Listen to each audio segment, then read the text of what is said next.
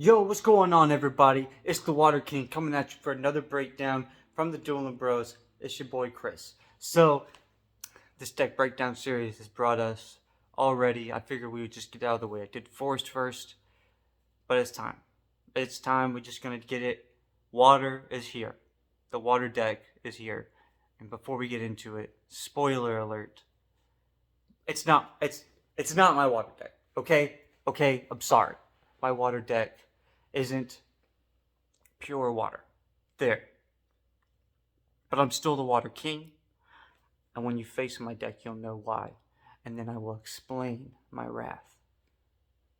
But, that being said, we're friends now. We're family. We're on the same steam right now. I want you to win. I want you to win my tournament with water and prove that I'm right. I've been advocating for water since day freaking one. I read Frogman and I said, that's the most powerful card. I don't care what anybody says. So, anyway, besides that, on January 16th, our giveaway ends, where we're giving away a reverse holo Mothman or a reverse holo Chaos Crystal. And yeah, so you don't want to miss out on that. On January 17th, we'll announce the winner and we'll drop a video of winner of the Cryptid Nation and a Nightfall Booster Box battle. Don't forget to comment on the original giveaway post what you think would win and tag 3 people. Then we got a tournament on February 6th, believe it or not. I mean, who doesn't like playing MetaZoo if you're watching this video? Either I hope that you're wanting to learn how to play, haven't played before, want to play in our tournament, or maybe you're trying to be my competition. That is all okay. I welcome all challengers. But at our tournament on February 6th at Indigo Plateau, donating with cards and stuff, donating all the boxes for the event so that we can have a great time. I will be there beforehand to help people or to duel. If you would like to like I've always said, if you want to see my secret water deck in person, that is fine. I will duel you. We can talk about it. I will tell you my strategy. Then you can go home and adjust if you like it, or you can maybe get some new ideas. But on video, no thank you. Everybody has their own secret strategies. I don't give away any secret strategies besides the 10 single aura ones that I already have done. That is the single aura water deck that I would run if I ran a single aura water deck. Make no mistake about it, I'm not bamboozling anybody. All the deck breakdown videos we're doing are single aura types. And so, for the next, I have all of them done. We've already done Forest. We're dropping water right now, right? So after that, we're going to have every aura type every day. I'm just going to drop because I have them, I'm recording them all. Like I'm going to do all the rest after this. I'm going to bam, bam, bam, bam, bam. I'm going to release them once a day so that you can get to see all of them and process them all for the tournament on February 6th. And then I'm going to also have the 60-second card breakdown. I'm just going to do every day. I'm going to pick all my cards that I want to do. And when I start running out of cards, then I'll just start picking cards, whatever. But I'm going to do every card. And then hopefully, you guys enjoy that 60-second card breakdown just as much as I can. Also, these videos are 15 minutes or less because they need to be on Instagram. So I will make longer, more detailed ones if you ask, or if you like. If I get overwhelming views, I will redo this for way longer on like Facebook and YouTube. But anyway, let's get into the water deck breakdown. I appreciate you guys.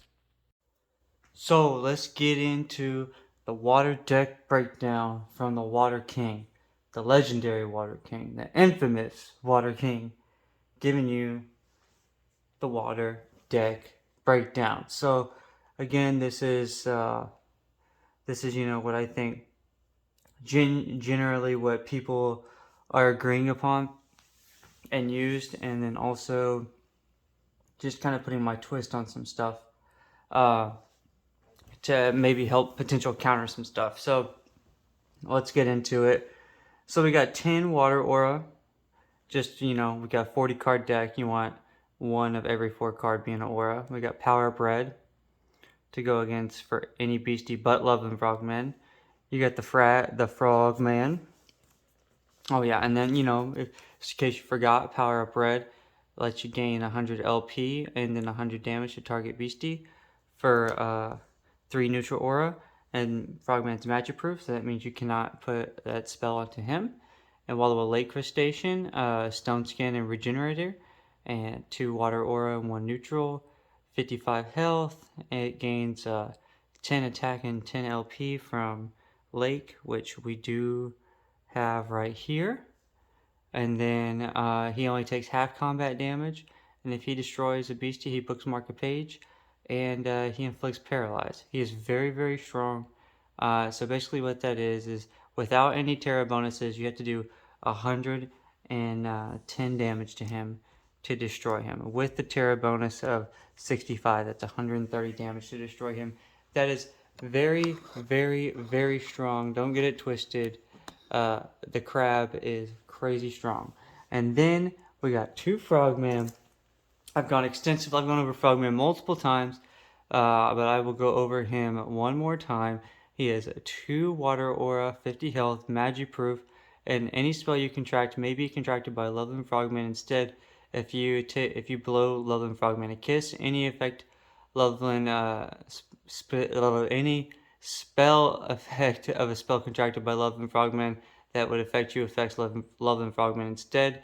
While Loveland Frogman is in the arena under your control, you may bookmark an extra page from the top of your spellbook at the start of each of your turns. So yes, that means if you have 2 out there, that you get to draw 3 cards at the beginning of your turn. If you just have 1 frogman out there, then you just get to draw 2 cards at the beginning of your turn. And then if there's liquid water within eyesight, target opposing page is inflicted with scared, burn, confused, paralyzed, sleep, and poison, and all the effects are automatically considered to be heads unless an effect would say otherwise. Man, that's a lot. So basically, Frogman is a beast. We call that the Frogman Special.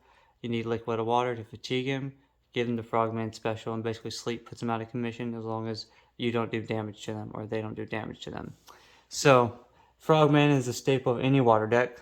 Moving on, we got the Quetzal Killer. We got 5 water. It's 100 LP.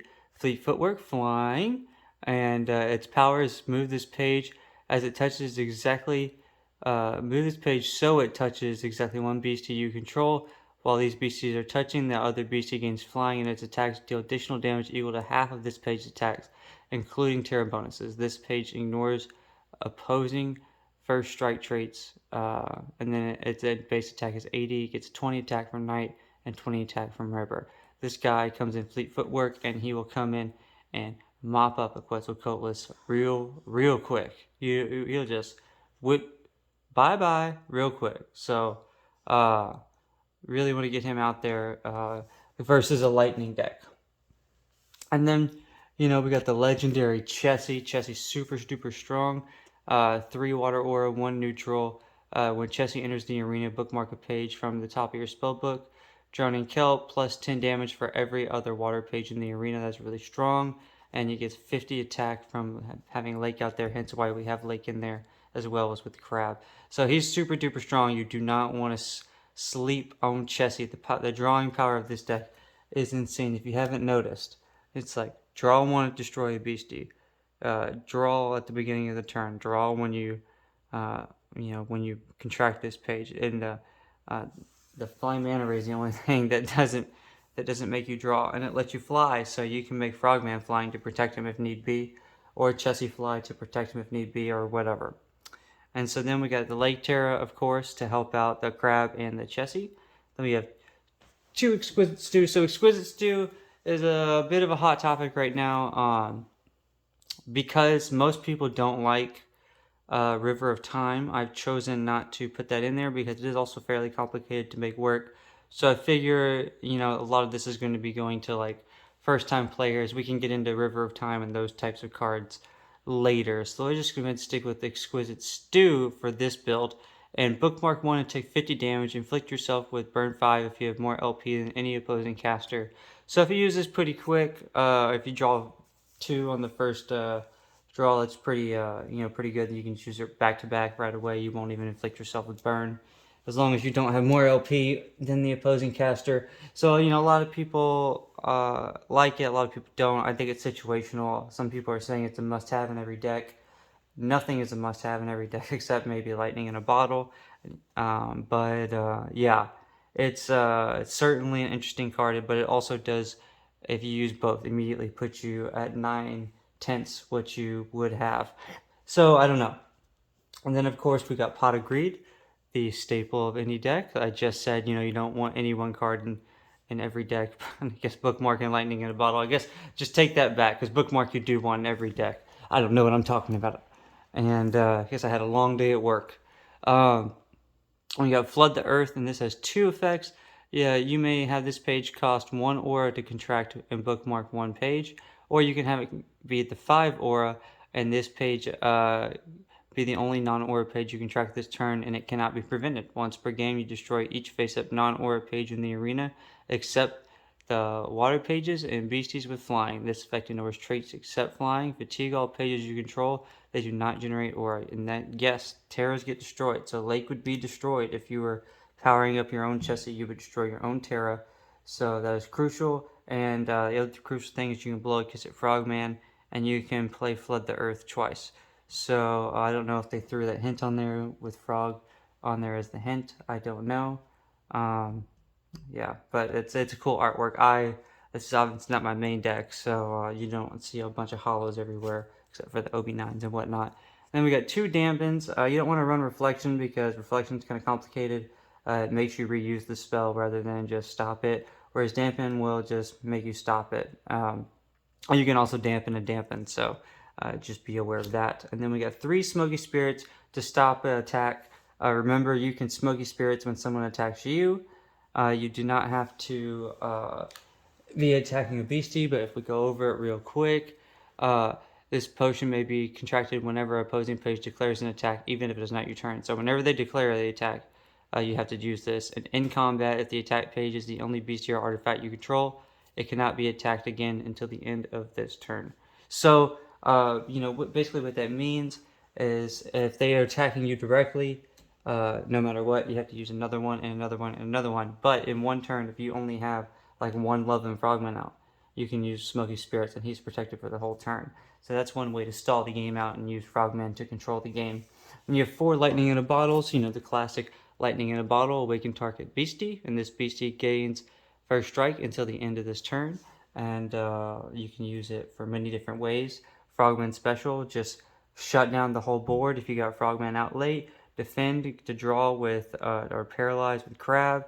Chessie, to just dominate the life points, or attack flying beasts with the flying mana ray. And then we got first anniversary. So this is kind of going to be a kind of a controversial pick. So it's to get rid of counter Frogmans or Quetzalcoatluses. Say if your mana ray is destroyed, because it gets rid of traits, which means it would get rid of first strike too. So if your Chessie and your Quetzalcoatlus got into a battle one-on-one, not only would it get rid of flying, it would get rid of first strike, so your Chessie would destroy the Quetzalcoatlus. And it's only 1 neutral aura.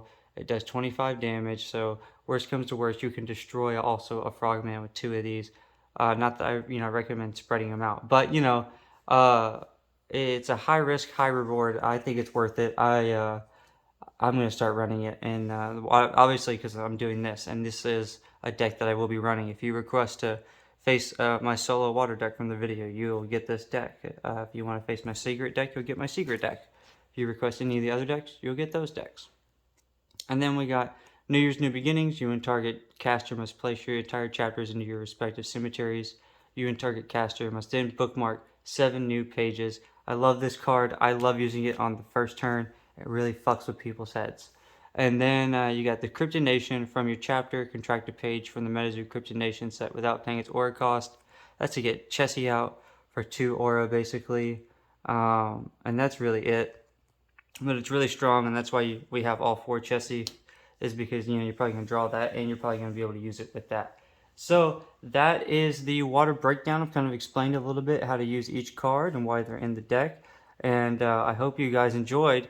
I definitely have gotten a lot of wins with this setup. While trying to build it. I really love the water decks.